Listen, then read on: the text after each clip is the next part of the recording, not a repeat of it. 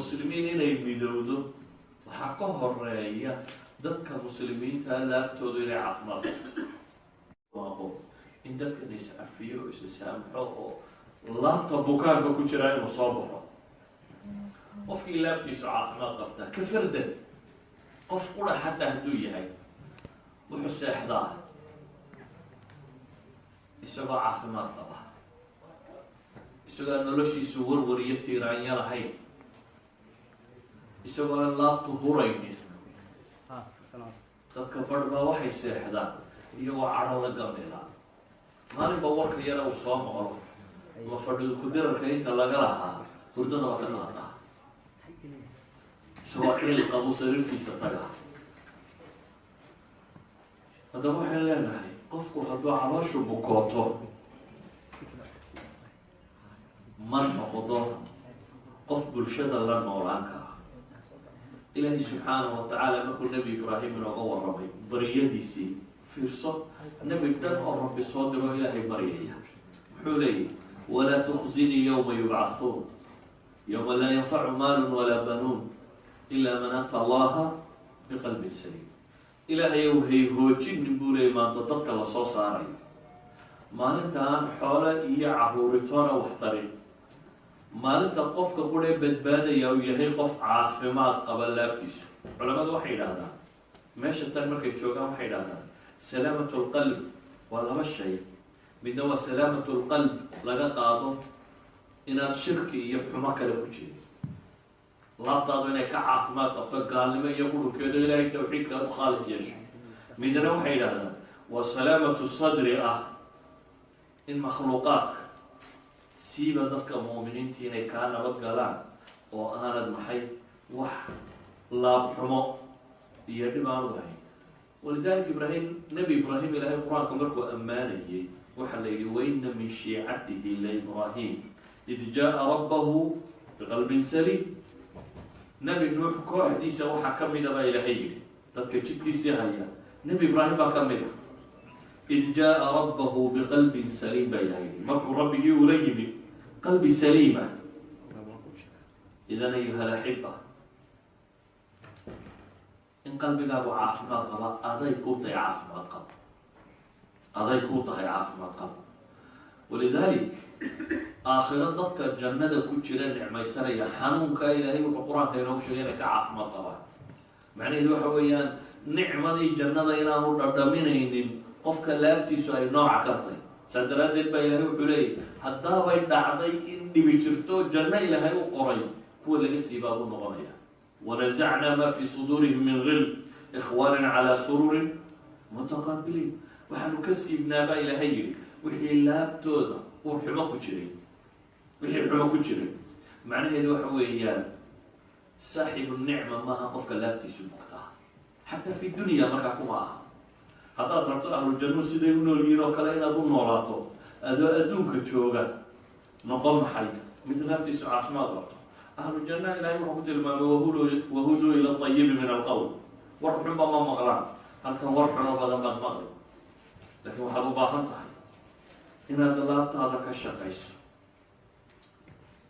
markaan dib ugu noqono saxaabadii ansaar iyo muhaajiriin ilaahay qur-aanka wuu ku ammaanay muhaajiriinna waa la ammaanay ansaarna waa la ammaanay ammaantooda u noqon maayo ilaahay wuxuu kaloo ammaanay kuwii iyaga raacay ansaar iyo muhaajiriin kuwii raacay kuwa raacay maxaa u calaamad ah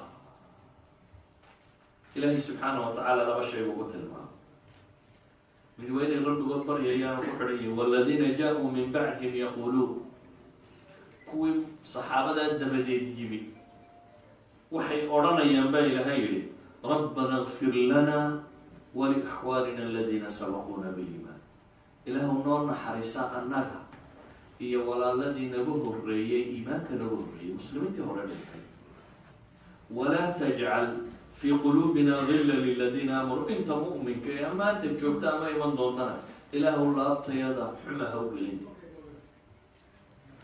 gilan bay leeyihin culamaa al-usuul aw culamaai luga waxay yidhaahdaan nakira fii siyaaqi nahyi tacumu bay yidhahdaan hadday nakirada غير معرفة شيء هدو كسارورو سيقو نهي وكجرو لا تجعل في قلوبنا غل ويعام يشاء معنى واضح وحويا إله وغل مدير هي مدوي مد مغضى هي مد المغضى غل دمانتي ربنا إلى لبيلي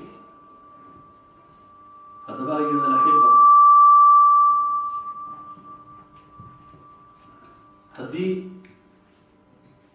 مؤمنين تكدم بيسي صحابة على مكة لو إلى قيام الساعة تتكبر بما تنور مسلم كي هوري لغرو إلهي مسلم كي هوري انتهي لغرو إلهي بل انتو دي وقوم مدني سميدا مقال قال أبي بكر عمر عائشة صحابة دي نبي محمد مهالا إلى ذا صحابة دي مقارنة يوم حكي شيء جد كان مهيا جد كان مهيا وهي صحابة ضد كان راعي وحاو أهبار ربي تلماميا ضدك جد كصحابة هيا وقوة محي أن قلبي قوضة حما كتشرين إسلام كان إلهي أبريا كوي كوري أن عضل يومها أهل النار كان إلهي وحولي كلما دخلت أمة لعنت أختها والله مركا النار تقشوا تيك علينا يحتك شيء أي نعد الشعبان ربي سبحانه وتعالى وقلت الماضي تها معنى يدوى محي تطبع معنا النار علماء المسلمين تالي بالرغي لي أما تدك مسلمين توحك شيء فنقول ديرك تكبر صومالي قف مسلمون بعض الحمار يا رب الله ورغم كي إسلام مقامة رغم كي إسلام حويا ربنا لا تجعل في قلوبنا غلا للذين آمنوا وإله إله الله بطيضا حما هوك لني نتي إيمانك رجحنا وقوة صداسي كنت عيسني نبي الله محمد عليه الصلاة والسلام حينات المامية صفوة الله المختار كو إلى هاي الدور طيف يعني وكوي سؤال بقى النبي قال له عليه الصلاة والسلام حديث ابن ماجه يبيهقي في شعب الإيمان ورنا يا شيخ الباب صحيح كنت المام قيل لرسول الله صلى الله عليه وآله وسلم أي الناس أفضل قال كل مخموم القلب صدوق اللسان قالوا صدوق اللسان نعرفه فما مخموم القلب قال هو التقي النقي لا إثم فيه ولا بغي ولا غل ولا حسد النبي عليه الصلاة والسلام حلويتي ضدك يا مضن ضدك يا فضل بدن يا مضن يا الله الرئيسين النبي يقول كل مخموم القلب صدوق اللسان لما ده صفة عديد صحابة دي وحيد هذا ينقرن صدوق اللسان عرب كيسوني ورون شاو رنت لازمة بنت وعلى مدى منافقين تيجا على الموقع إنما يفتري الكذب الذين لا يؤمنون انت أن إلهي الرميسين باب بنت الشيخ تبا إلهي بنت أبورتا منافقة مركي لقوا الرمي وحي إذا حدث كذب صدق دي على مضاد المنافق ولهانا وحوية هدو الرمي بين مشاهدة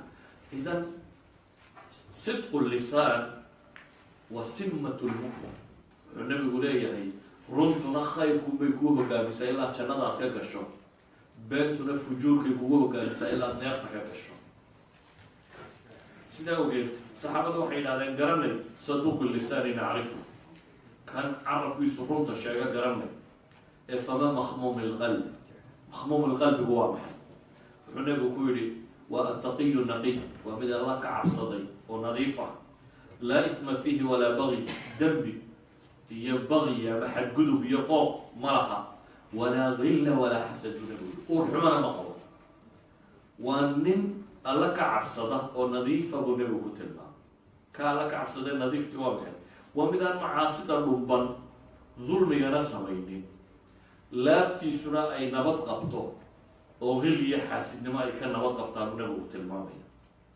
ayuha الأحبة bini aadamku markuu loolanka galo nooc waxbuu dareemaa laakiin waxaad u baahantahay mucaahada qalbigaaga inaad ogaatid marada dad suuqa marto oo cabaar soo shaqaysa maxaa ku dhacaa uska gowda waa normal in uska ku dhaco markaa maxaad samaysaa صابون يبيات كمردا waxaad ka dadaashaa maradaada tan wixii caadiyat ilxayaa kusoo biiray inaad ka nadiifiso. bini aadamku markuu loolanka galo tartan wax ka mida markuu galo, sawaa inuu siyaasad ku tartamo ama inuu tijaaro ku baratamo ama inuu tacliim iyo cilmi ku baratamo, xataa mararka qaarkood dacwo iyo sheegisteed inuu ku baratamo. qur-aan la dhigayo iyo malcamado iyo dacwo iyo wax la sheegayo, majaalaat ilxayaat oo dhan isku dar. dadku mararba qalbigoodu soo galaa markaa nooc min hilli iyo xaasidnimo iyo wax iska dhiciso. waxay yidhahdaan salaamatu sadriga waxaa ugu dhib badan inta isku xirfadda ah, bay yidhahdaa. inta isku xirfadda ah ayaa marar badan waxaa dhacda inaanay isu laabfayoobin. maalan kooxda siyaasadda ku wada jirta waxaa laga yaabaa inay waxoogaa isku dhinayaan oo isreebayaan. kooxda tijaarada ku wada jirta waxaa laga yaabaa inay waxoogaa isku dhinayaan.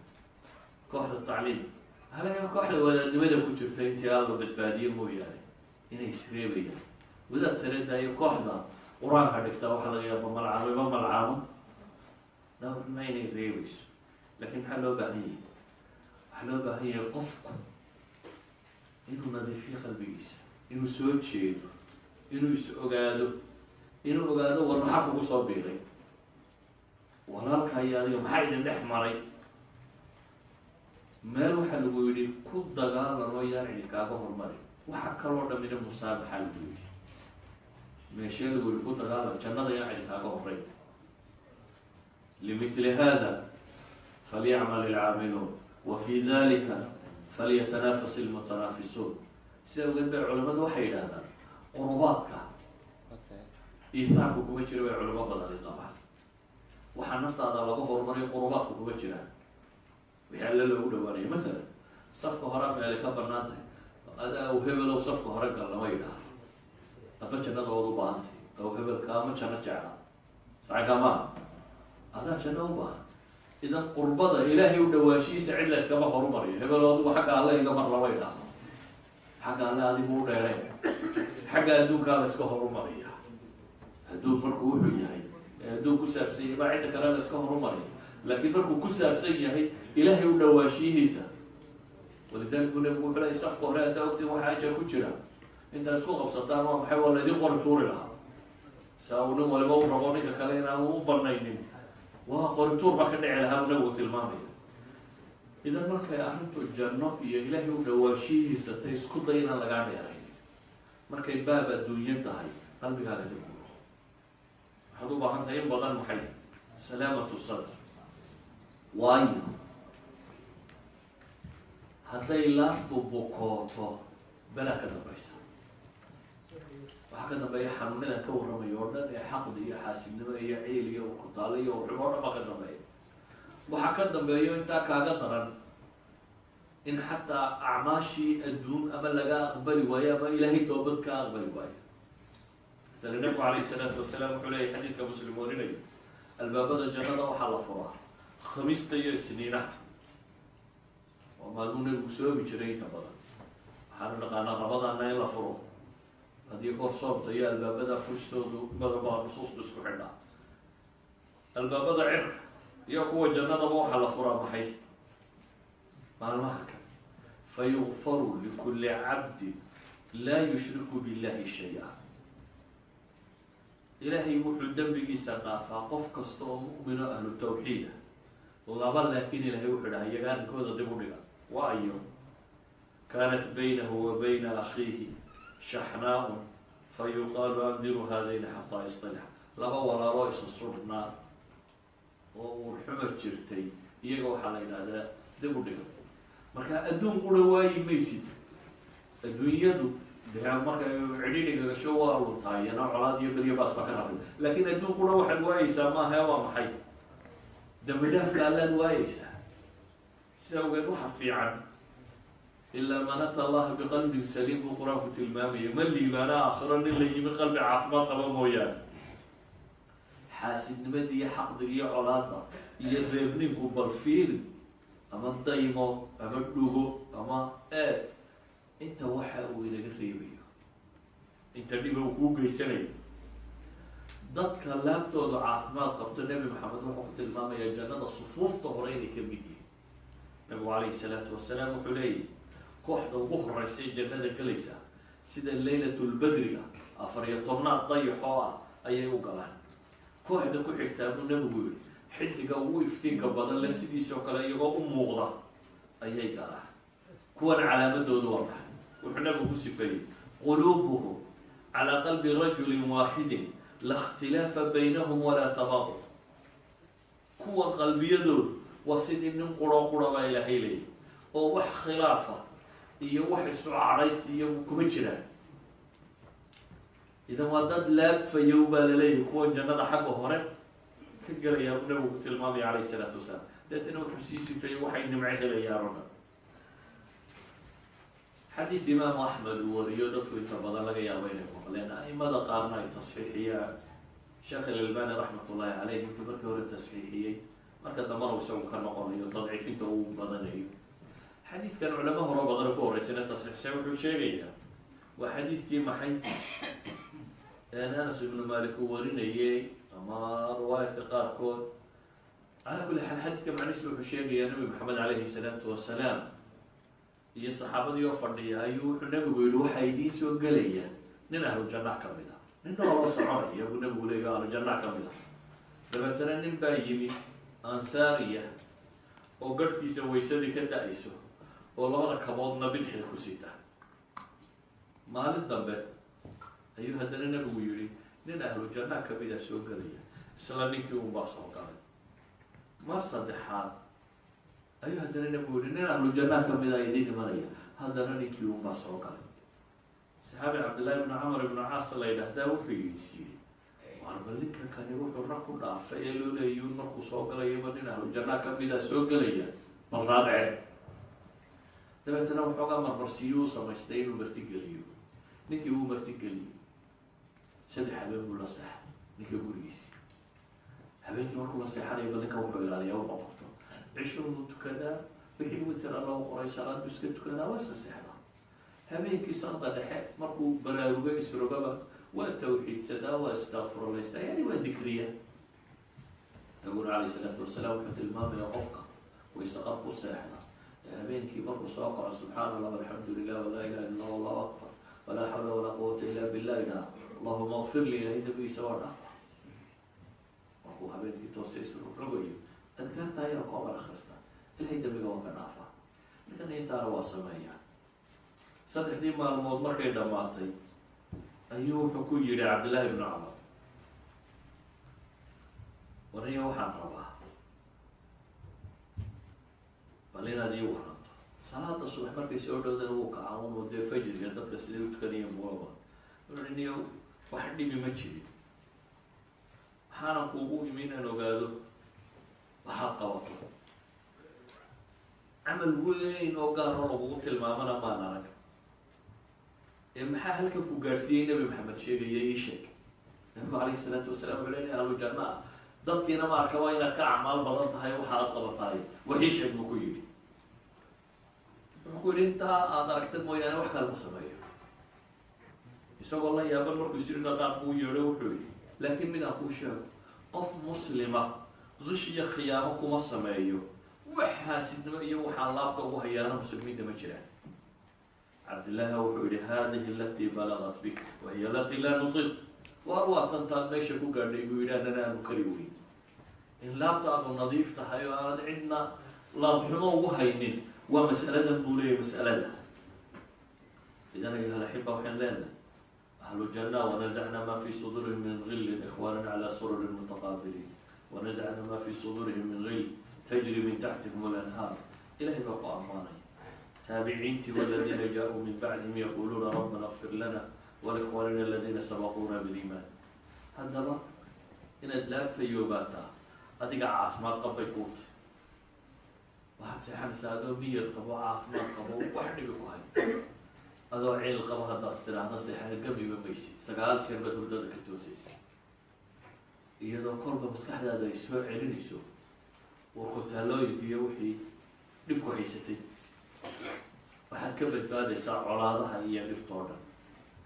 walidaalika qur-aanka u fiirso ambiyada ilaahay markuu sifeynayo waxyaabaa lagu sifeeyey ugu waaweyn waxaa ka mida inay dad laabtoodu nadiif ahayd yani waa min sifaat ilambiya haddaynu nebi ibraahim ku tilmaamnay id jaa rabbahu biqalbin saliim nebi maxamedna anas ibnu malik xadiidku warinaya waa kale man taqama linafsihi weligii ma argoosan macnaheedu waa maxay madax ciil qabta hadday dad hogaamiso waa la jabaa nin isla aargoosa ama reer ribal xabaal ama kuwa garbi ama siyaasiyiinta inta kale xabaal ama nin ciil qaba hadduu madax noqdo waa laguma guuraan nin laakiin laabtiisu caafimaad qabto dadka inuu kor wado socda hadduu yimaado waxbuu hogaamin karaa walidalik ambiyadu waa qaadat lumma waa dadkii bulshooyinka adduun soo hogaamiyey waa hogaanadii ilaahayba doortay waa hogaannimo loo doortay walidalik baa ilahay nabi maxamed wuxuu ku tilmaamaya man taqama linafsihi abad weligii ma aargudan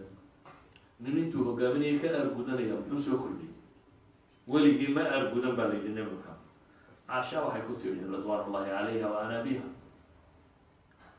maalin uxud kaaga dhib badan miyaad aragtay ilahi rasuulkiisiiyo dabeetana wuxuu yihi waxaan tolkaa kala kulmay malaynmaysi markii layga saaray maka ee aan tegay daa'if ee haddana wax magaratada laygu diray dhagaxa laygaga soo saaray waan socday buu nebigu yihi ilaa iyo qarnu thacaalib meel la yidhahday markaan marayayba baraarwe lama fiq buu nebigu tilmaamaya yani qofku markay dhibto ka badato waa iska socday unbuu nebigu leeyahy wuxuun baan kala gartay anigoo maraya maxay meel la yidhahda qarnu thacaalib markaan marayay nabiga calayhi salaatu wasalaam waxaa loo geystay ayaa jibriil u dhawaaqay dabeetana wuxuu jibriil ku leeyay in allaha qad samica qawla qawmika wama raddu calayk ilaahay waa maqlay tolkaa waxay kugula hadleen iyo waxay kuugu jawaabeen rabbina wuxuu kuu soo diray malagii buuraha maanta inaad amarto ee waxaa doonta amar malkuljibaal wuxuu yihi reer maka labada buurada hareeree ka xigaa kor u qaadaya dusha ka saaraya haddaad adugu amarto nabi maxamed alayh isalaatu wasalaam markiina waa tii nabi maxamed tunta ee magaalada uga baxay gaala hadday ku disho malaga ugu soo dira maxaad yeeli lahay ila bina ka reebi soo mahadi nabi maxamed alayh isalaatu wasalaam iyagoo gaala ah waa magaalada ka saaray oo dhibtaas qabsatay oo kuwii kale soo eriyeen ayuu wuxuu leeyay bal arju an yukrij allahu min aslaabihi man yacbud allah waxdahu walaa yushriku bihi shay maya ilaahay baan ka rajo qabaa inuu dhabaradooda iga soo saaro kuwa ilaahay keligii caabudo tawxiidsada waan cidda ugu shirkiya amal kaasuu qabaa mustaqbal madoobi uma muuqdo inkastoo la diiday qalbigiisuna ma buko waa argooso iyo nimankii waxaa kugu sameeyey adna aakhiro ku hubi ma aha ee aadanaha inuu naar ka badbaadiyo buntigaan idan hayaabu nabigu leeya naartaan idinka xejinaya idan xagga naarta usii yaacaysa saa daraadeed ma maalintii uxud markii dhibtu soo gaadhay uu godka ku dhacay ee koofiyadii gashay ee ilinka hoose laga jebiyey salaadii fadhi uu ku tukaday dhibtu qabsatay ayuu nabigu wuxuu hi allah maxay iyay dul wejigoodii dhiiggaa san uga daadiyey maxaa xaalkood noqon cadhaan la way badantay ilahay baa quraan soo dejiyey la yihi laysa laka min alamri shay dabeetana wuxuu leeyahy allahuma akfir liqawmi fa innahum laa yaclamuun ilaahay kuwa iska cafi waxba garan maayaan yani gaaladii ilaahay leey waid yamkuru bika aladiina kafaruu liyuhbituuka aw yaqtuluuka aw yukhrijuuka wayamkuruuna wayamkuru llah wallahu khayru lmaakiriin kuwa ilaahay yihi way kaa soo saareen iyagoo rabay inay ama ku xidhaan ama ku dilaan ama ku bixiyaan go-aanka ku qaatay inay dilaan ee ilaahay subxaana wa tacaala kasoo badbaadiyey ayuu isagoo 8 kun oo ciidana u yimi wata maxaa filaysaa buu ku yihi waxay idhaahdeen akhu kariim wa ibn akhu kariim muu aargoosa nabi maxamed calayhi salaatu wasalaam wuxuu ku yihi laa tasriba calaykum alyawm canani korkiina maaha iska taga idan dadkii dadka hogaaminayay saasay u fakerayay qisada nabi yuusufna in badan baa laydinka warramo nabi yuusuf walaaladii god ku riday oo xidhay oo dhib u geystay oo haddana masabiday oo yidhi kan yari hadduu xaday walaalkiiyo ka weyn baa tuug ahaan jiray. waa yuusufka hortaagan ayay leeyihin walaalkiiyo ka weyn ayaa tuug ahaan jiray, ayuu haddana iska cafiyey. tallahi laqad aataraka allahu calayna wain kunaa lakhaaiin. markuu ku yidhi laa tatriba calaykum alyawma yakfir allahu lakum wahuwa arxamu raaximiin. yacni laabta muu bukin iyagoo bad ugu riday oo aabihii laga kaxeeyey oo addoonsi galay oo uu xabsi soo galay oo soo rafaaday noloshiisa qayb ka mid oo sanawaata. xabsigoo qulu bidca siniin 7 sano wax ka badan ku jiray, intaasoo sanadood baa la addoonsanayay. god cidlaabu waxaasoo rafaada walaaladiisii soo mariyey ayaa u yimi iyagoo baahan, isagoo madaxa. markaasi haddana isagoo madaxa oo aanay garanaynin weli caayayaan oo leeyihin kan yara hadduu haday mid horay walaalahayaba tuugaa jiray. markaasuu ka xishooday inuu yidhaha war idinkaa tuuga idinkaa xumaa oo godi u riday. waa cafidaya, haddana wuxuu leeyahay dambi korkiina ma aha. bal waxay culamadu yidhaahdaan wuxuu ilaaliyey khawaatirtooda oo markuu ducaysanayay xataa ma odhanin ilaahay ana jaabka iga soo saaray idinkana abaarta idinka kena ila abaar baa ku dhacday, labadaba waa iskuro kaana waa iska dhaaf. ilaahay godka iga soo saaray ma odhanin, wuxuu yihi ilaahay jeelka iga kena. jeelka iyo godka iyabaa xun, god cidlaa baa xun, jeelka dad ba ku noolay. god cidloo labadegaa haddii ugugu rido dee jeel ka daran. laakiin isagoo rabbi rabo wuxuu nimco siiyey inuu ka warramo ayuu wuxuu ilaaliyey khaatarka walaaladii. godkaayo haddii la sheego dee walaaladii xaalkoodii baa soo baxaya. dabeetana uu iska daayo gaalada intay u geysatuu sheegay ilaahay anigana jeelka iga soo saaray. idinkana mu odhanin abaarta idinka keenay wuu asturay, idinkana baadiyaa idinka keenay bule. yani wuxuu diidan yahay wax hangaruufo ah isaga iyo walaaladii maxay inay dhex maraan. min bacdi an nazaqa shaytaanu bayni wa bayna ikhwatii. ma odhanin markaa dhibta ii geysateen, markii aniga iyo walaalkay shaydaanna dhex maray buu leeyahy. aniga iyo walaaladay shaydaanna dhex maray. idan waa nebiyadii. malaha waxaa laga yaabaa inaad tidhaahdeen dee anaguma nebiyaanu gaadhina qaraa nebi ahayna ka warramo oo qur-aanka ka warramo. mid labaad baa laga daba diray markaasay beeniyeen. mid saddexaad baa laga daba diray. 3 rasuul baa la beeniyey. 3 rasuul markii la beeniyey ayaa ilaahay qur-aanka wuxuu kaga warramayaa nin kale oo aan isaga rususha ahayn. وجاء من أقصى المدينة رجل يسعى قال يا قوم اتبعوا المرسلين اتبعوا من لا يسألكم أجرا وهم مهتدون. إلهي wuxuu yihi magaalada xagga ugu dambaysa waxaa ka yimid ugu horreyn nin goobta joogayba ma ahayn. warkaa gaadhay in nebiya la diiday, dabeetana wuu isxilqaamo, xil buu isa saaray. halkaasuu ka yimi baa ilaahay yidhi. waxaa kaloo ilaahay u raaciyey qaabkuu yimid ma ahayn nin caajis ah ee isagoo rooraya oo inuu arrintaa wax ka qabto raba ayuu yimi baa ilaahay yidhi.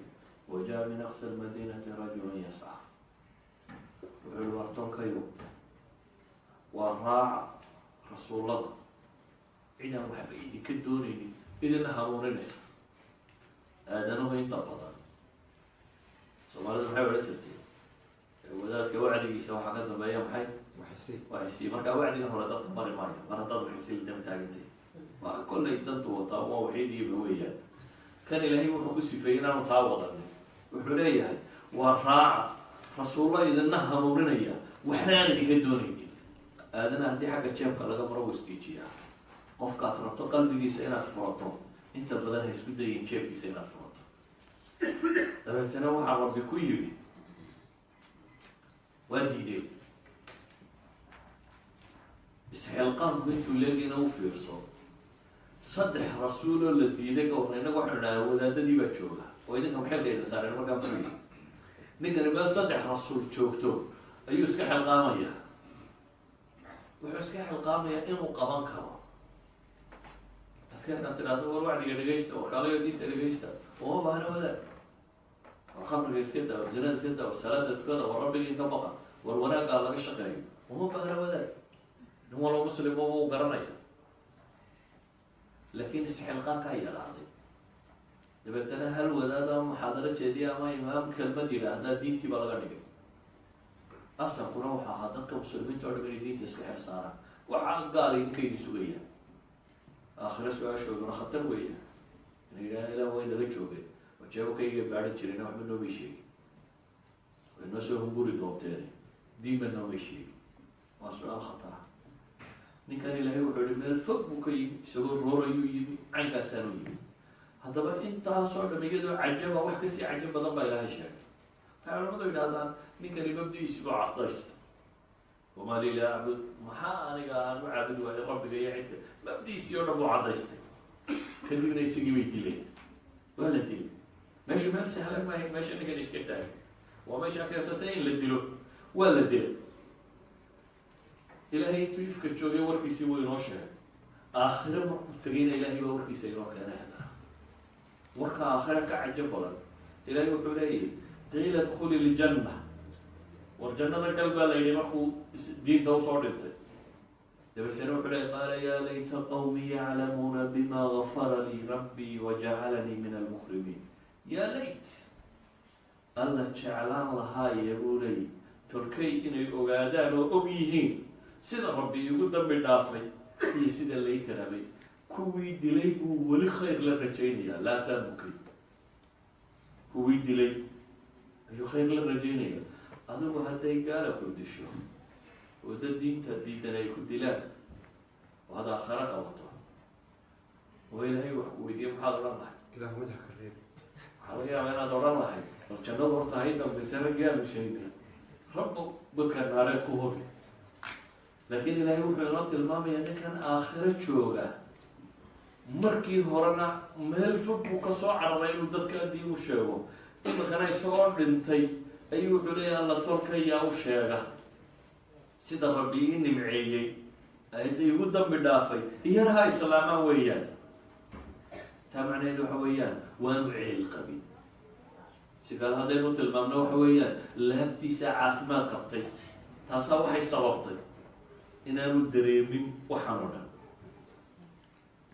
waxaa qur-aan iyo axaadiis badan kusoo arooray abubakar qisadiisii uu ninkii mastax ibn athar tidhi waxbaa ka jaraya ee ilaahay subxaana watacaala yihi iska cafi walaa yatali ulu lfadli minkum asaca an yu'tuu ulu lqurba walmasaakiina walmuhaajiriina fi sabiili illah waliyacfu waliyasfaxu alaa tuxibuun 44 aayadood wax ku dhadhow baa qur-aanka kusoo arooray oo masalati alcafwi wasafri ka waramaya in dadka la cafiya ama la dhaafo ama wuxuu loo qabanin ka warramaya soo arooray labadan aayadood malaana idinku khatimo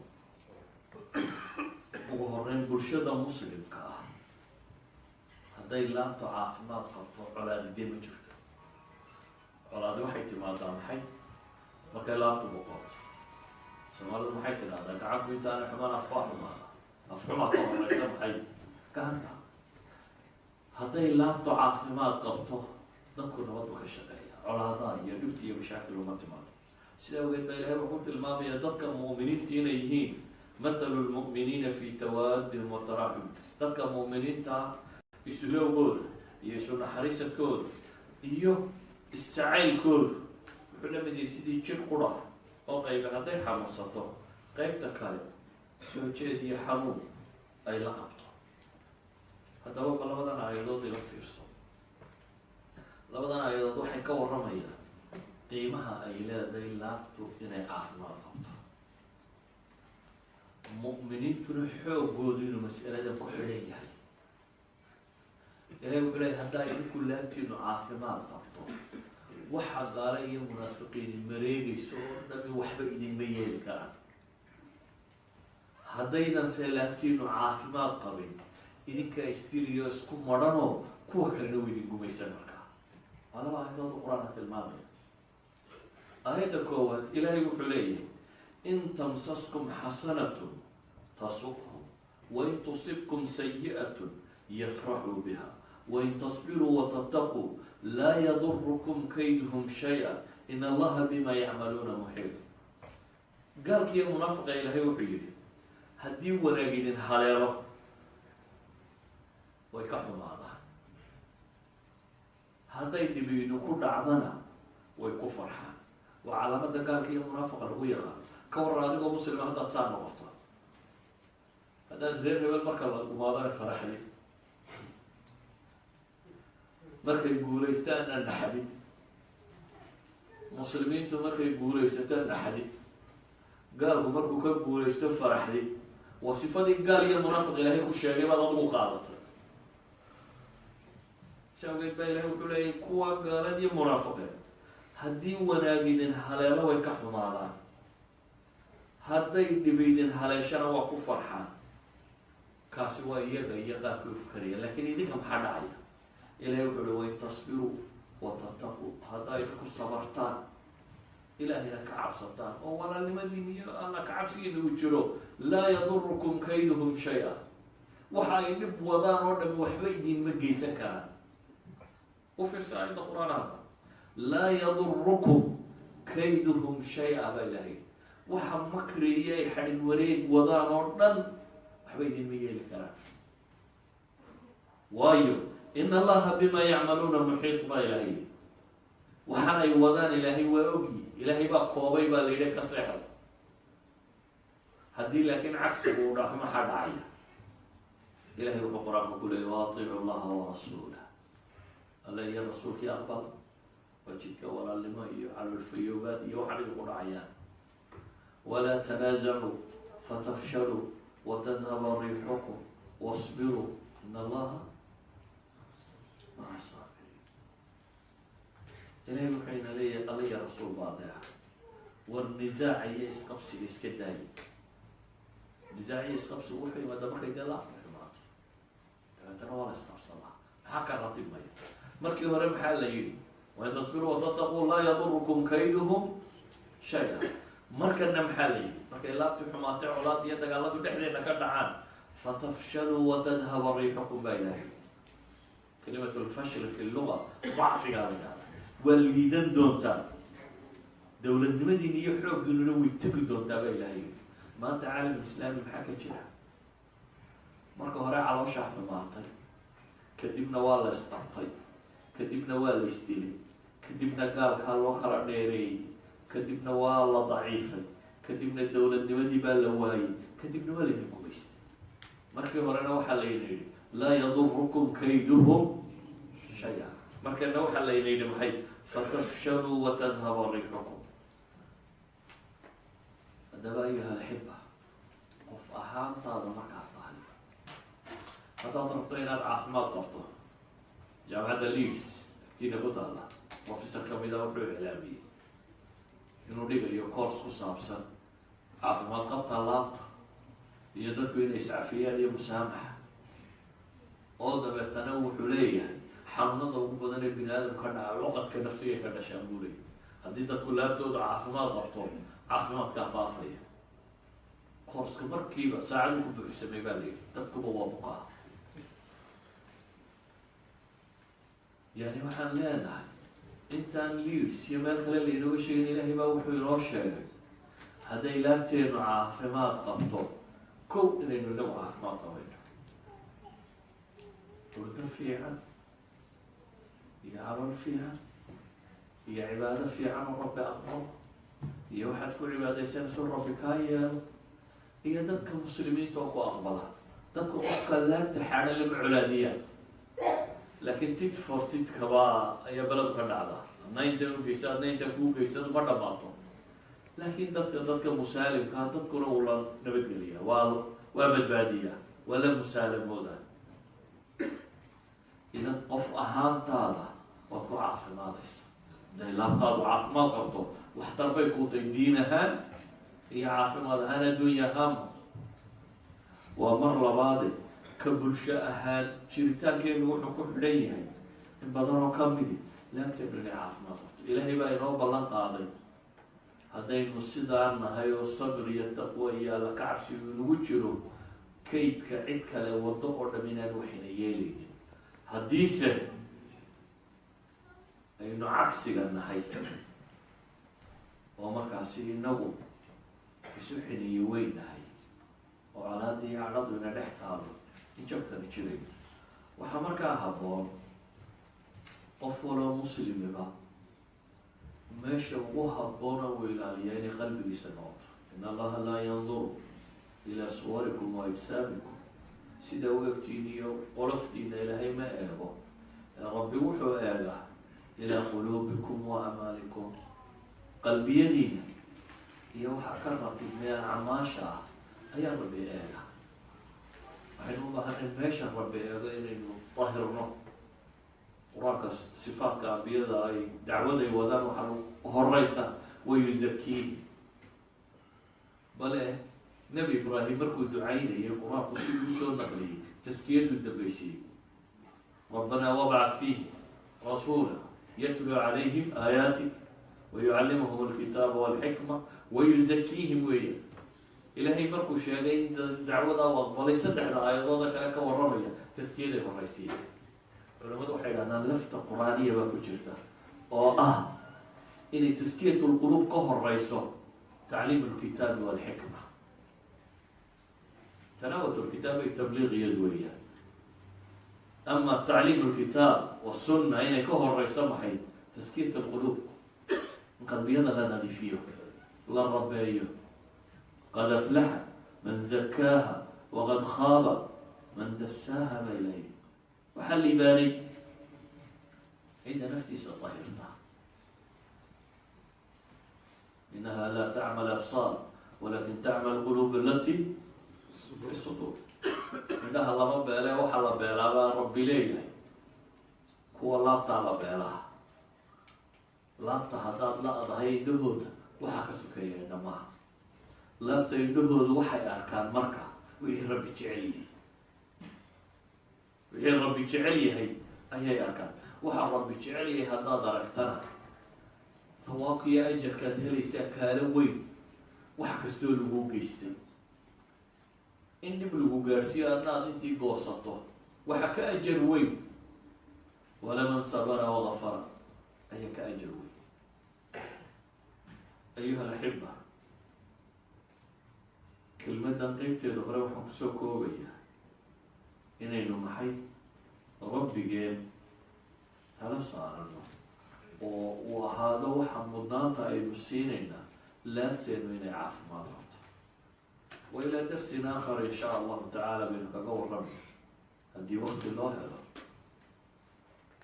إن لا تعاف ما ضغط بحق مساعدي ما الأسباب محي ما كانت سمعيسو أيام نغنس على أبطال بين العاف ما ضغط إن شاء الله تعالى وحين نكرر درس آخر وصلى الله على محمد وعلى آله وصحبه وسلم والحمد لله رب العالمين. جزا الله خير الجزاء شيخنا الشيخ مصطفى حاج إسماعيل هارون كلمة قيمها بدن إيكوبا waxaad moodaa inay nooga hadhay salaadii cisho 45 mirir saynu waqti uga faa'iideysanaynaa idinkii subxaana wa tacaala waxaan leeyahay sheekh abu talha iyo sheekh cabdirashiid sayid axmed insha allah kusoo dhawaada idinkuna stageka baaraka allahu fiikum wajazakum allahu khayr waxaan bilaabeynaa su-aalihii iyo jawaabihii saynu waqti uga faa'iideysanayna idinkii subxana wa tacala marka haddaynu u baahano cishaa kadibna waynu si yaro wadaynaa haddaynu ka maalnana dalika min fadli illahi calayna wacala annaas falyatafadal mashkuuriin abu talha wiya mustafa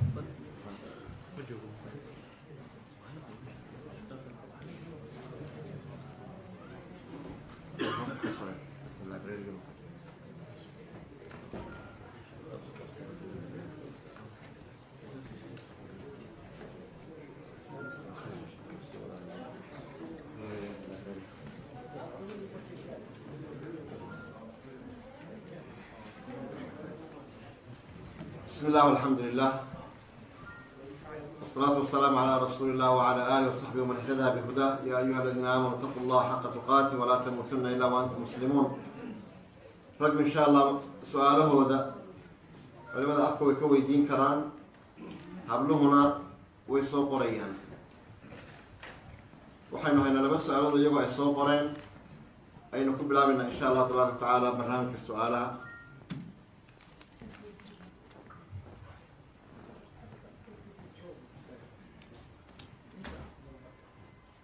su-aasha u horeysa waxay leedahay sheekh mustafe: asalaamu calaykum waraxmat ullahi wabarakaatu. sheekh allah idin xifdiyo. waan idin salaamayaa. waxay tiri waxaan samayn jiray markaan salaada dhammeeyo ayaan wax yar ayaan ilaahay baryi jiray oon duco samayn jiray, mid ii gaara iyo mid kaleba. marka waxaa laygu yidhi ducadaas salaada ka dambeysa waa bidco. marka insha allahu arrintaas ha layga jaahil bixiyo. baaraka allahu fiikum. بسم الله الحمد لله والصلاة والسلام على رسول الله. الدعاء أصلية واحد كمية وحيابها وقت كستنا سماي كرام وأمرك كوران وأمرك اللبات. نبي عليه الصلاة والسلام حكى صابرتي إنه تلمام أيوه دعاء إن لقيه لدبر الصلاة. دبر الصلاة محل وجهنا. ولما دبر وحكون فسرنا حديث كلام تلمام أيه مركا التحيات كأجر ما يسطو wixii aada akhriyi karto ee ducooyin inaad akhrisato intaan salaada ka bixin. culamada bar kalena waxay ku fasireen cagsigeeda oo bacda asalaa inaad ducaysan kartid, iyana nusuus badan qola soo daliishato kalaa jira oo isku dayaya inay masalada rajaxaan. idan masaladu bidca maahe waa masale fiqiya oo raajix oo marjuux taagan. masalada inta badan laga hadlo waa ducadan jamaaciga ah ee imaamkuna halka soo fadhiyo dadkuna aamiin tahayaan ma soo aroorin. laakiin qofku inuu isagu ducaysto, qofka ale salaada marka tukadaama inuu iska ducaysan jiray wax nahyiyo soo arooray uu garan maayo. aqwaal culamaana labada qowlba waa jiraan, labada ra'yibana culamo kala tarjiixisay waa jiraan. qoladiina yurub joogta war uu ducayo wax walba waydu ka yartay anuu iska ducaysaan buu odhan lahaa. wallahu aclam. jazaaka allahu khayra. su-aasha labaad waxay tahay, laakiin cadaaladda waxay ku jirtaa inaynu su-aal xagga ragga aynu ka qaadano.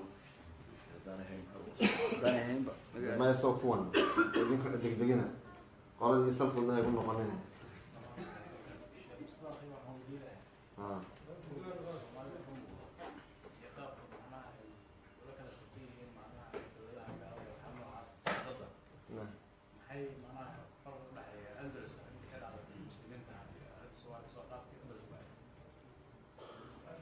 habkan iyo kala qoobqoobnaantan soomaalidu hadda ay tahay iyo taariikhdii andalus markii aynu soo jabaynay maxay ku kala duwan yihiin ama maxaa differena udhexeeya ayaa walaalkeed uu sheekh mustafa toos u weydiinaya.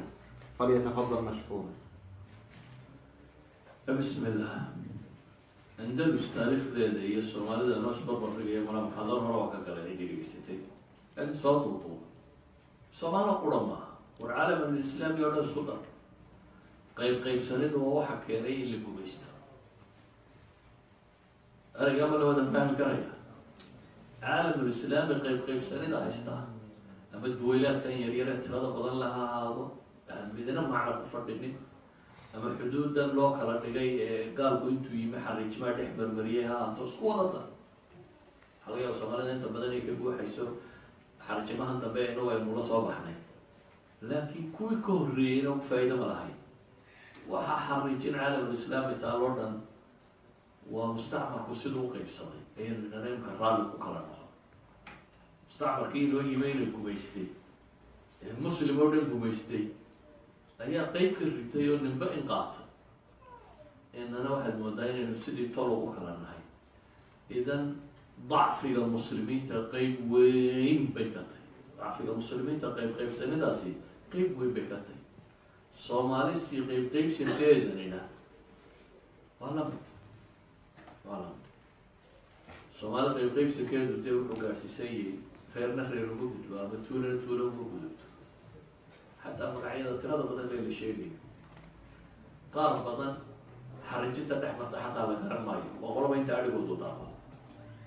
waxaanaynu kala calaamadsanay laleeya waxbaa federaalaya kana xataa meel inoo kale xada la garan maayo inuu idhaahno reerba inta adhigiisu daaqaan mahaliisu daaqaan tiina waa isku marka waa qaab cusub aynu isu sii surannagu wallahu aclam jazaaka allahu khayran allah ina daweeyo su-aasha kale waxay tahay sheekh salaada markaan salaado tuko waswaas badan ayaa iga gala marka maxaan ka hortagi karaa waswaaskaas sheekh cabdirashiid falyatafadal mashkuura بسم الله التوسواسku waa cudur waa xanuun weeye waxa kaliya lagaga nabadgeli karan waa in ilaahay ka nabad gasho nabigna sala allahu calayhi wasalam wuxuu inoo sheegay wixii sidaas oo kale salaada dhexdeeda waswaas noocaas oo kale uu ku dhaco dhinacan bidixdiisa inuu candhuurka tufo oo yidhaahdo candhuur iska yar saa u tufo marka taasuu kaga badbaadi karaa uu nabigu sala allahu alay saxaab uu u tilmaamayay guud ahaana ad ilaahay laga nabadgalo unbaa lagaga badbaadaya oo ilaahay aada ka nabad gasho wallahu aclam su-aal kale xagga ragga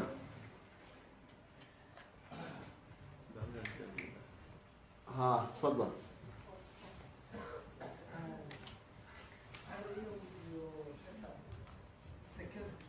nacam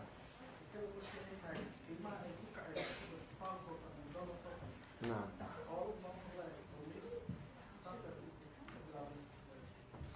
كويس سؤال ها حكم النساء ها جزاك الله خيرا ولكن وحنا ويدينا يا زكادو اما نصابك بانكو وحنا نقونيا اما كيف بلعب نساء شيخ مصطفى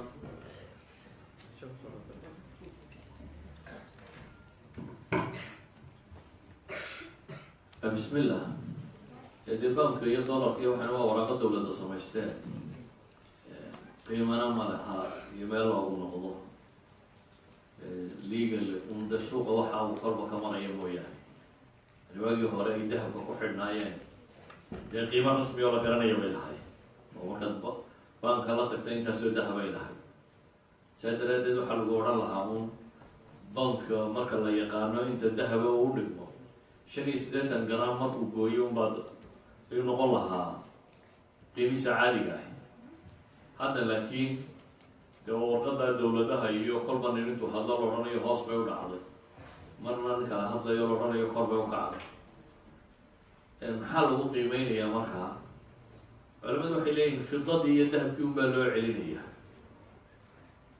markaa qolo qabta silay ra'yigaasi ma badna in fida lagu qiimeeyo fidad waa 200 dirham oo fida ah intii goysa iyo koox badan oo qabta in lagu qiimeeyo dahab malaa dahabka ay markaa dadku inta badan wada garanaya fidad waa silbarki 85 gram oo dahaba wuxuu suuqa ka joogaa markuu xawlka gaadho waxa ayaad ku bixinaysa hadday hantidaadu gaadho 85 gram oo dahaba wax gooya maadaama aan kuwa kale lacaguhu qiimo lahayn dahabku marna qiimihiisu kor buu kacaya marna maxay hoos buu dhacaya isaga laftiisa baa badeeco laga dhigo sa badeecoy kala iibinayo marka 85 gram oo dahaba wixii gooya ee pound ah misala haddaad tidhahdo 85 gram markaan suuqa soo eegnay 2,000 pound baa gooya haddaad tidhahdo tusaale ahaan 2,000 pound buu ka bilaabaya nisaabka 2,000 pound baad waxaad ka bixinaysaa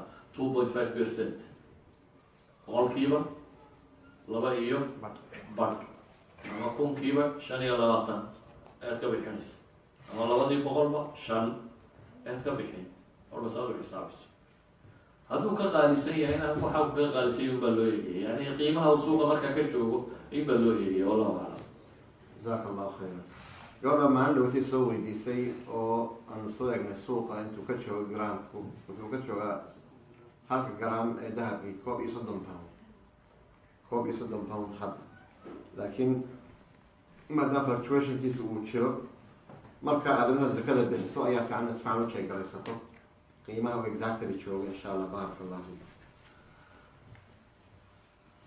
tani su-aal maaha waa dalab ku socdo su-aal sheekha la weydiinayo haddii aanu muxaadaradaas uu ballan qaaday aanu samayninna inuu inoo sameeyo isagoo raaliya.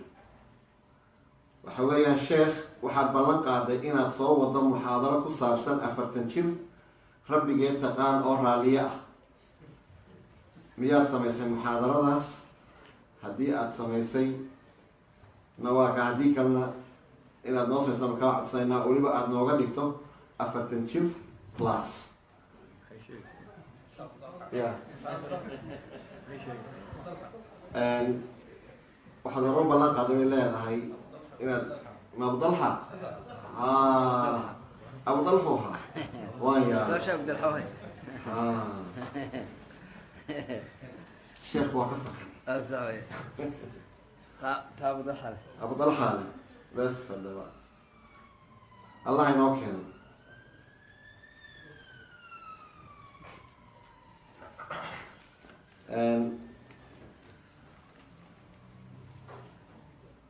su-aalaha ku saabsan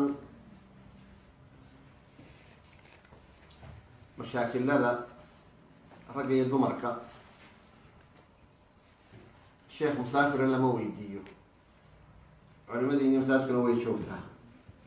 marka wixii arrimaha khuseeya dumarka waraaqahoodii baan ima kala eegaye, idinkoo raaliya masalooyinkan sheekh musaafir kama jawaabo, waayo waxay u baahan tahay istifsaar iyo waraysi iyo si gaara in lagu waraysto oo wixii si gaara looga hadlo.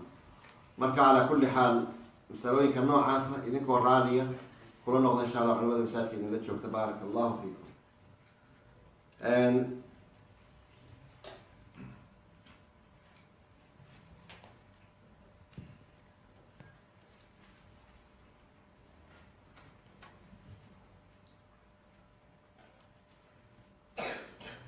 sideen ula noolaadaa dadka munaafiqiinta ah iyo mushrikiintaba?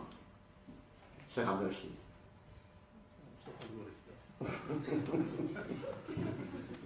بسم الله. نبي محمد عليه الصلاة والسلام وحده الصحابي كم إذا الصحابة دي سوا وين يا هل يعني بقى وحود اليمن إنه مضح يا حاكم يا مامور بقى يمن مربود دريه وحوش الشيء عدة دكان عليها الكتاب بدو تجي سادرها يعني كون لا شوكتان وكله الكتاب بدو تجي دوتا سدايا لو سدايا لو سدايا لو سدايا بدو كوير وحوت المام مركز صحابي وحولي دردان نبغو دردان وأقول حديث كأول التقانين الله اتق الله حيثما كنت واتبع السيئة الحسنة تمحها وخالق الناس بخلق حسن. نبغو حوت دردان إلهي كعب صبر وكوة ووح معصية قلي إلهي وحي كصاب سنة الدين كيسة عندنا رغم احترام معصيها صوين ما ندري هذه بقف كارد عنها بشر باطل هي طابت كان انت سوى حق ربي وحب صام سنة بشر كسوة رغمية نبغى نقول وخالق الناس بخلق حسن. حديثكم ما هو خالق المؤمنين حديثكم حويا محي وخالق الناس ضد كبالك ضد ما يشوكوس علينا وحقه وهي ما نضد قال يدقي إذا قفك مسلم كي أصلا مركز باب الجهاد تاجنت قوب تقال تشوقا عين قال تشوقا تنك عسكري قوب تقال تشوقا سوون أغمال ونغمال لكن مركز معاملات هي ضد معاملات تحمرسة وهو خالق الناس بخلق الحسن وهي أخلاق ضد في عن ووحدة كديته وسوق لي ذاتكم معتقد كاجا أنت بدل ما يقانا لكن وحي يقانا وحكاسر فريا نقنا ضدك توغو هي بين هي خيامه كل دقنتي دي waxa weey diinkiisuna waa hada dadka run iyo akhlaaq fiicnaan iyo ballanaan la oofiyo iyo qish khiyaama la sameeyo kula dhaqantidna waxay keensanaysaa ugu yaraan inuu ku ixtiraamo insaan muxtaram oo ugu yaraan inaad noqoto waa iska dhici karta qof bukaan qaba inuu iska jiro laakiin dadka waa bashar intooda badani macruufku dadka qalbigooda uu furaa صمود تدخل قلبه وفرها مركها asliyan idinku dee idinkaaba mala ahaduludinii la sheegaya noqonaya idinkaa gaalka la degan wakhaaliq innaasa bikhuluqin xasan baa ayaa korkiina saaran wallahu aclam.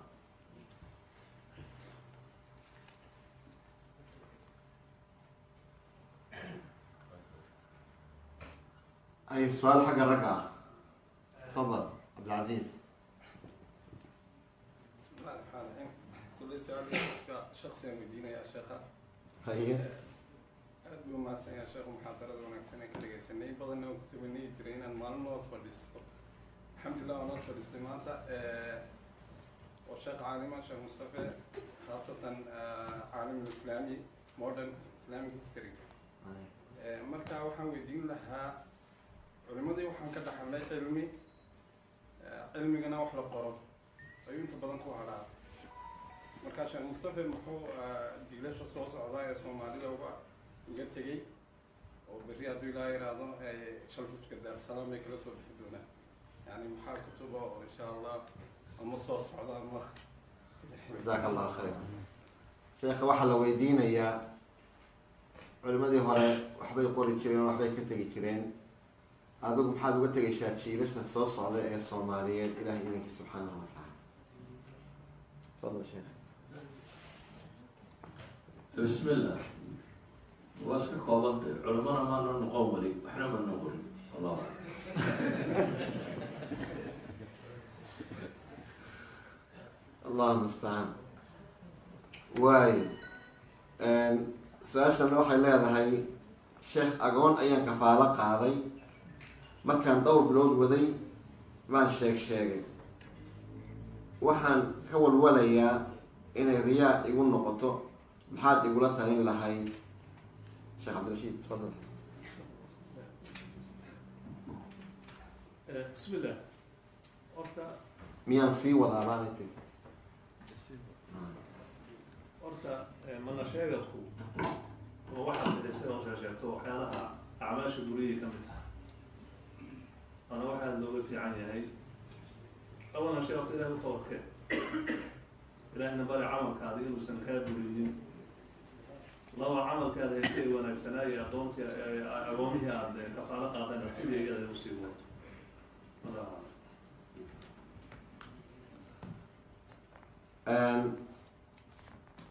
su-aashan waxay leedahay waa xagga dumarka sheekh haddaanu nahay dumarka Soomaaliyeed meel haddii khayr aan isugu imanno hadal iyo sheeko ayuu waqtigu nagaga lumaa oo nagaga dhammaada maxaad nagula talin lahayd.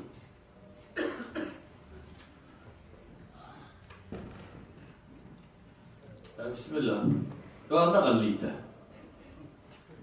hadal iyo sheeko waxay ahayd inay gurigaaga la fadhido dad hadal iyo sheeko umadaysa ama suuqa intaad la joogto haddaad siri saacad ilaahay iyo rasuulkiisa haddii wax lagaaga sheego dhegayso ama aad u timid ama saacad masaajidka calalaqal iska fadhiyo cibaadayso waxay ahayd inaad xataa haddaana dariska waxba ka faa'iidayn inaad iska digrido ilaahay baa kuugu naxariisanaya muslimka aad la fadhiisatay laakiin aad maado inaad qof kaloo muslimana weliba mashquuliso oo dhaafiso inuu wax faa'iidaysto adna waxba maad kororsan dadka kalena dhib baad ku haysaa ka waxaan ku talin lahaa malawaatalamuuni ilaahay ka boqo inta yare aa masaajida joogtaan ama wacdi dhegayso haddaan xataa wacdi dhegaysanayn adigu wardiyo dikriyo qur-aan akriso oo salaatu oo cibaadayso bal intaa ilaahay isaga sii horaysi intii ha kalama degin gurigaagii ama suuqa intii aad joogtay iyo intaad masaajidka joogtaa iyo isku mid noqoni ilaahay gurigiisa markaad joogto iyo markaad suuqyada joogtay iyo gurigaaga iyo isku mid noqon ilahay gurigiisa waa meel la ixtiraamo loona yimaado ninkii hadadee salaada ku dhex hadadlay nabigu wuxuu sheegay masaajida iyo salaadu in dikri iyo cibaado iyo intaa loo sameeyey marka ha usoo sheeko tegin wallahu aclam.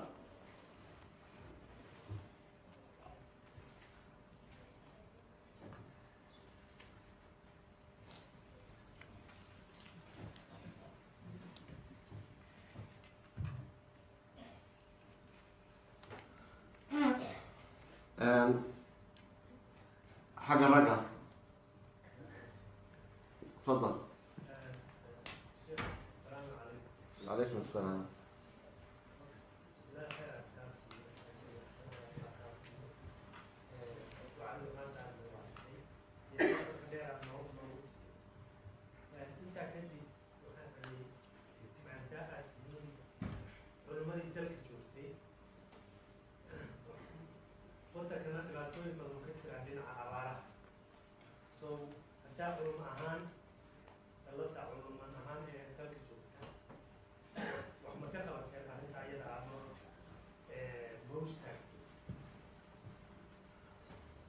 weydiinaya walaal wuxuu leeyahay kule su-aashan yani sheekh cabdirashiid toona nama khuseysa waxaa khusaa sheekh mustafa oo wadankii u badan culimada wadankii joogta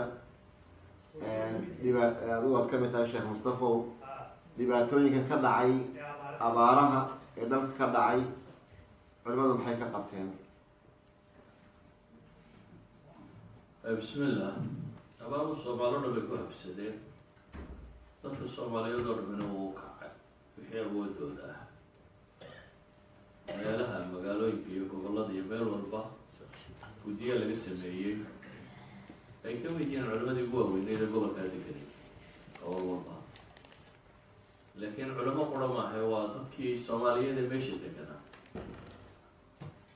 waana ka mid culimaduna dee wixii ay qaban karaan una itaala waa isku dayeen dadkii soomaaliyeed ee meesha joogay. culimaduna dad gaaro meel cidlaa ka yimi maahe, nin walba halkii uu joogay wuxuu ka qaban karayay ayuu qabtaa, waana la wadaa. caam ahaana labada guddiyada caamka ee waddanka jira labadaba rag waaweyn oo culamaa baa ku jira. allahu aclam. jazaaka allahu khayr. intaynaan dhamaynin su-aalaha waxaan mar labaad idin xusuusinayaa insha allah barnaamijyadu inoogu socon doono. berrito khudbadda waxaa inoo geli doona insha allah sheekh jalaal bin saciid oo ah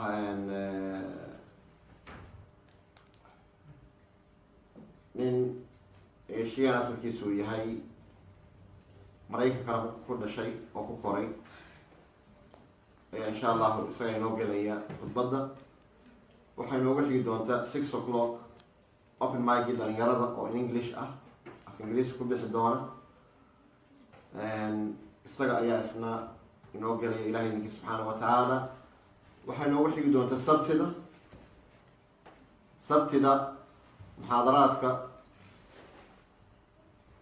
waxay bilaaban doona insha allah 12 iyo marka ayuu barnaamijku bilaaban doona. kadibna salaada kadibna muxaadarada u horeysa waxaa le insha allah sheekh mustafa xaaji ismaaciil haaruun. kadibna waxaa ku xigi doona culimadii kale. muxaadarada u dambeysana isagaala ilahay idinkii subxaanahu wa tacaala. mawaadiicda kolley mid wuxuu noqon doonaa kan aynu u baahan nahay, sida aynu quluubteena aynu u caafimaadinayno, uurkeena aynu u caafimaadinayno, waxyaabaha nagu caawin karaya ilahay idinkii subxana wa tacala aynu u wada baahannahay dhammaanteen. nin waliba si gaaru isu og yahay xanuunada haya, allah inoo daweeya dhammaanteen, hana inagu anfaco waxaynu dhegaysanayno. iyo muxaadaro ah mawduuca shirka oo ah alistiqaama, fastaqim kamaa umirta, ku toosnow wuxuu ilahay ku amray subxaanahu wa tacaala. muxaadarada ku xigta waxaa inoo geli doona sheekh cusmaan cali faarax, muxaadarada sax sheekh ibraahim xirsi, muxaadarada afaraad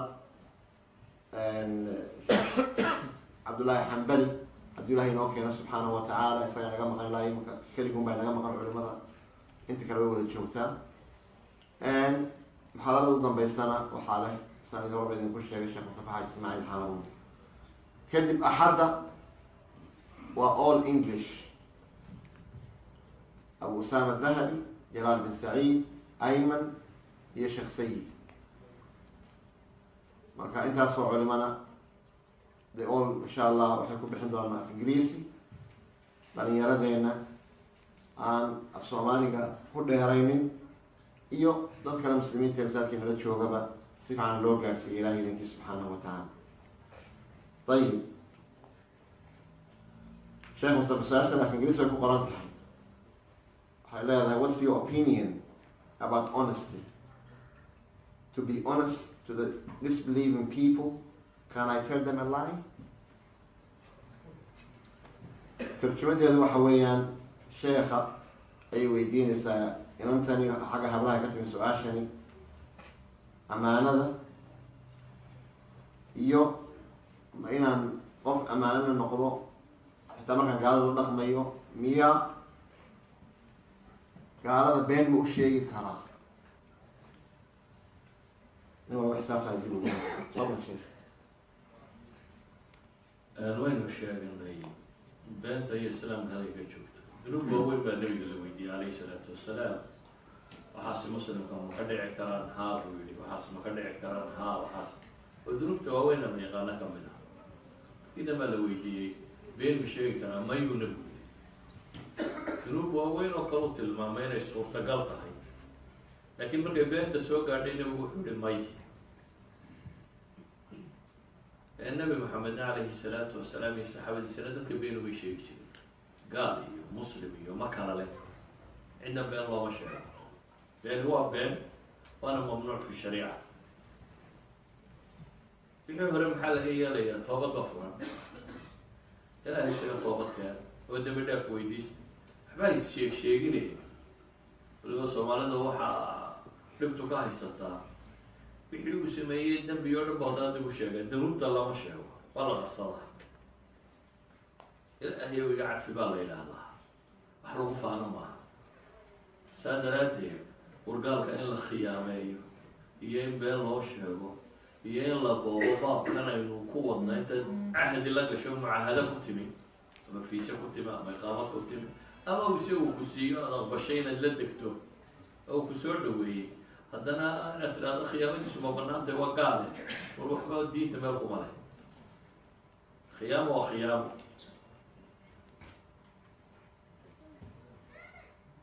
benefits iyo shaqa iyo qaxoonti iyo waxaan la ogolayn oo dhan aad isku qaadataa ma banaana wixii uu kuu ogoliyay nidaamkaasi baa kugu banaan eed xalaal ku xoogsatay marka waxaan kula talin lahaa muruqda intaynu iska dayna ilaahay inoo muuqdo yaan shirinku inoo muuqan ilaahay inoo muuqdo wixii dambiya la galayna ilaahay looga toobad keeno yaan qiila loo raaraadinin beentu ma banaan been meelay ku banaantay soo heli maysid laakaan baan loo sheegin oo laga sheego kuwa fara ku tirisuu nabiga ka soo reebay oo ah islaax bayna annaas iyo masaa'il yaroo kooban iyaduna ma tawriya mise waa caynka wax kastaba ha noqotee waa istithnaa'aat qaliila kuma jirto gaalada wallahu aclam جزاك الله خير. شيخ عبد الرشيد. سؤال: How to memorize the Quran? سيديبان قرآن كأحب ذيا. بسم الله. حفظت القرآن أما واحد صلى حفظنا يختم بالكوبات إن إله لا كاشر وحفظت حفظنا يسوى عبادة إله يقول وتإله لا كاشتان له بعين مركز بعد ودداوي إن سميت البرامج أما النظام إن سميت هذا القرآن كله في الصف وعنا محبون أوقات القرآن كلا حفظيه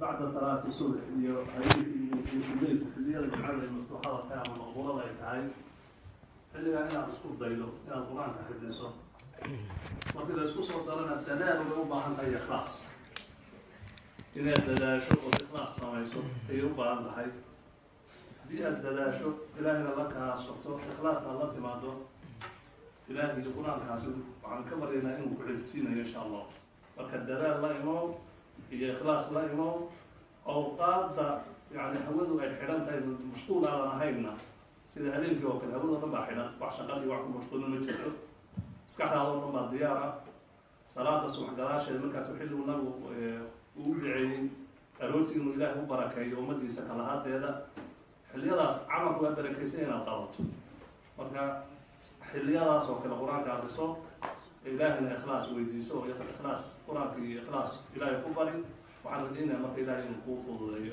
أعلم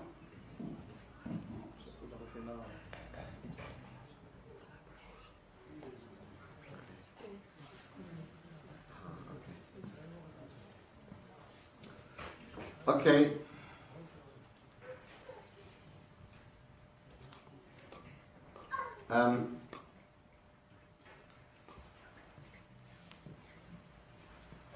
سؤال شكرا وحي الله هاي how to make my iman strong.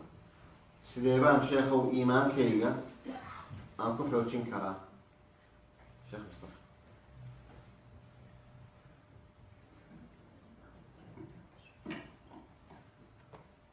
ugu horeyn diinka baro oo ugu horeeya rabbiga iyo weynidiisa iyo cadamadiisa iyo inaad rabbi barato. aakhiro baro, janno iyo naar iyo waxa dambeeya geeri iyo dhibta taada. iimaanku cilmigu ku salaysan yahay aqoontaa yeelo. marka labaadna daacaad iyo cibaadaad iyo adkaar ku kaalmee. qofku markastoo cibaadadiisu badato iimaankiisuna wuxuu ogaabaa, xidhiidhku ilaahay la leeyayna waa adkaada. rabbigaa baryadiisa badi. allahuma ya muqallib alquluubi thaabit qalbi calaa diinik buu nabi maxamed ku ducaysanayay. badi marka macaasidana iska yaree, cibaadaadkana badso, cilmina u yeelo diintaada, in shaa allahu u xoogoobi iimaankaagu. wixii shubahaadana cilmiga kaa saari, wixii shahwaadana alla ka cabsiyo cibaadada kaa celin. labadaa xanuun haddaad iska celin kartana iimaankaagu wuu xoogaysan. wallahu aclam. jazaaka allahu khayran. su-aashan waxa weeyaan waa su-aal financeka khuseysa, imikana noqotay very common.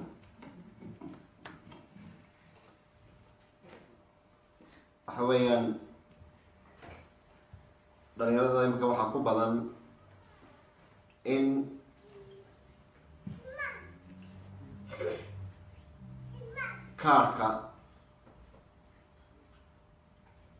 kaarkaaga lacag lagula baxo, kadibna aada report garaysan oo kaarkaagu stoolan yahay, lagaa xaday kaarkaagii, kadibna aada lacagtaas wada farsamaysataan qofkii isagu lacagta account kala baxay, iyo markaa dhiirashaas money laundering-ka ah maxay noqonayaan islaamka?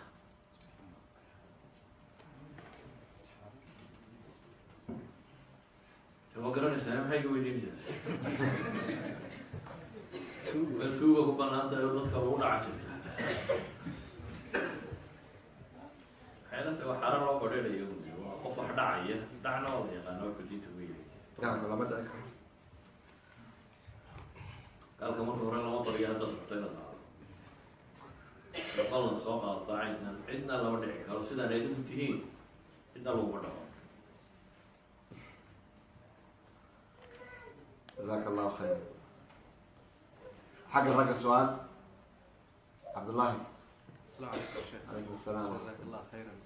qof bay walaashay weydiisay, waxay tiri iskoolka layma ogola inaan salaada ku tukado, markaa salaada waqtiga casr iyo maqribka maan isku jamcini karaa? casarka iyo maqribka maan isku jamcini karaa? iskuulka su-aashan waxay leedahay iskuulka la iima ogola in aan ku tukado, markaa salaada casar iyo maqrib ma isku jamcin karaa ama ma isku dari karaa ama ma israacin karaa?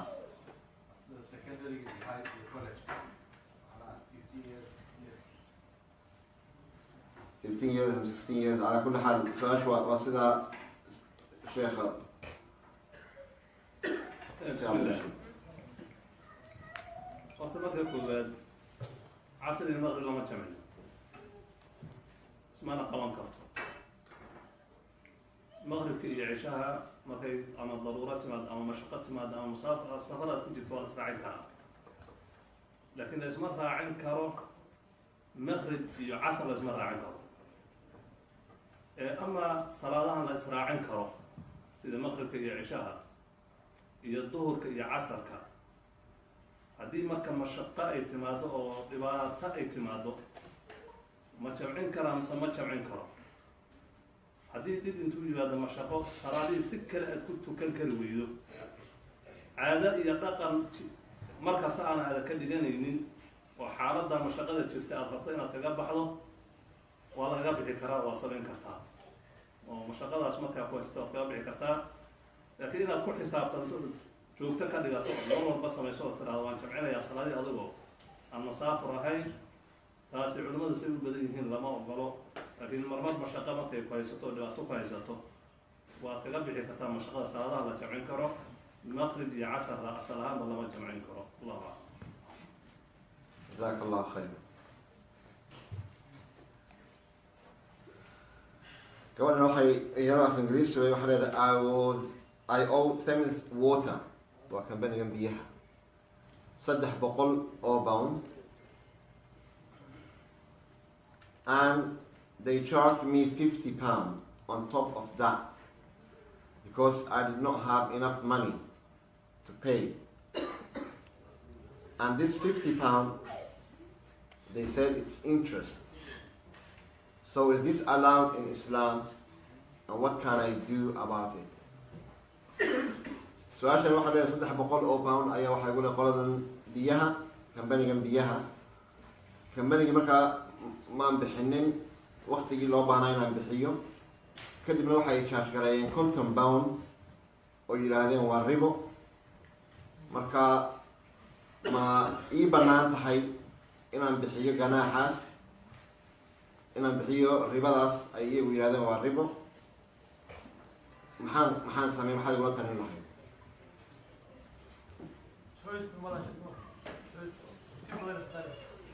bismillah ugu horreyn dee waxay ahayd systemka wadanada waa taqaanay waraaq kastaan waktigeedii la bixin gabuurba daba yaalla sidii la doonaha loo shaxeey ama lagu idhaha waa ganaax ama waa riba ama wixii la doonayaa lagu sheegay waa daba taalla al aslu waa inaad marka hore isku gaadhsiinin waa inaad dayn baxdo dadka xoolahooda inaad haysatana maaha mumaatanaduna sharciga ma banaana inaad dadka warwareejiso adigoo la haysto inba meel intaad usii dirato inaad tooda dib u dhigto asliya kuma banaana dad qof muslimoo daacada tahay ku talagal reeninada kuwii waraaqaha kuu yimaada mid walba inaad siisa isaga bixiso dad siisa isaga bixiso ganaxna kugu soo dhici maayo maxaa la yidhaha ribna kugu soo dhici mayso haddaanad markaa hayn inaad ka warwareyso waxay haboon tahay dadka muslimiinta ee walaalada ay waxaad ka seemaha karaysa inaad ka amaato intaan kugu gaadhin ganaaxba xataa haddaanay jeebkaaga ku jirin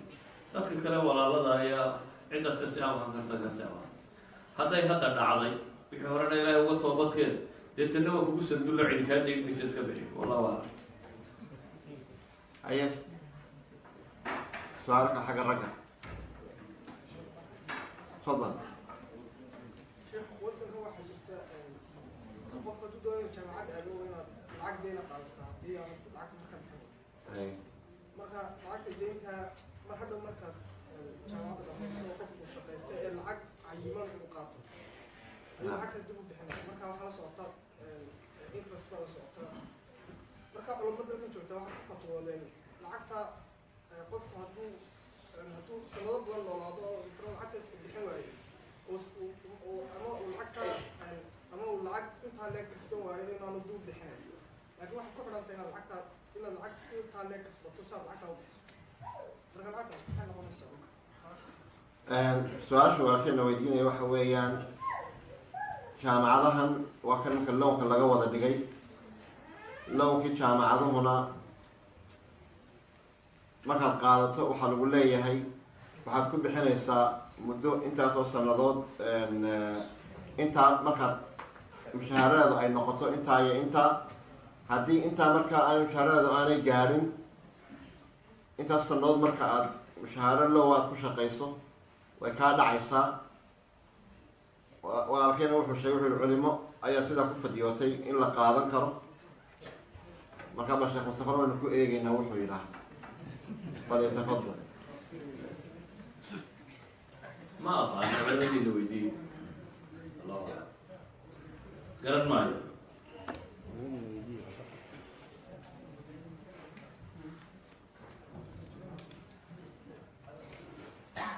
akhi masaladan in badan bay soo noqnoqotaa mas'alo banaanna maaha ama lacagtaa qaado ama ha qaadanin mushaaharadeeda ama halkaa gaadha gaadhi marka horeba contract xaaraana ma geli karti ribana ma bixin karti kuwa ilaahay nacdalay baanad soo hoos galaysaa hal xaaraana nilig xalaala ma dhasho ka dheeraada qofkii ilmihiisa ka bixin karowna ka bixi kii aan ka bixin karaynowna ilmaha haddaan jaamacad dhigan dhiman maayo waddooyin kaleana jira imika apprenticeship baa jirta waxyaabo kalea jira xalaasha aynu doonano xaaraanta aynu ka dheeraano ogaanana wax xaaraan lagu dhisay xagga dambe xalaal kama noqdaan ilahay wanaagga hayna waafajo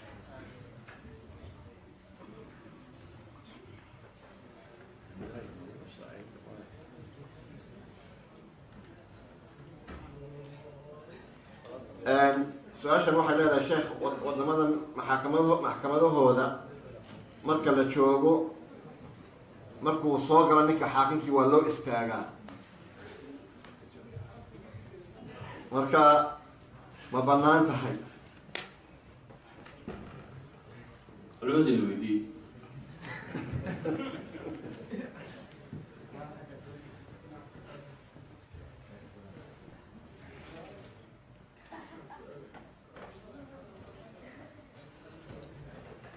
gabadhaas waxaa kaloo inaga weydiisatay dhammaanteen ilaahay subxana wataala ha u fududeeye inaan maxkamad uu leeyahay inaanay dhashay ee ha loo duceeyo ilahi subxana watacaala uu ka furfuro gaalada isagana soo hadeeyo subxaanahu wa tacaala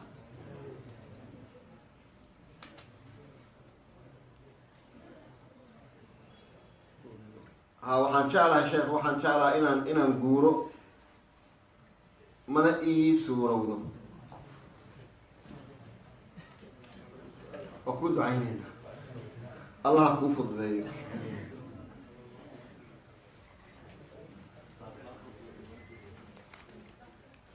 insha allahu tabaaraka wa tacaala waxaan ku khatimaynaa hal su-aal oo xagga ragga ah haye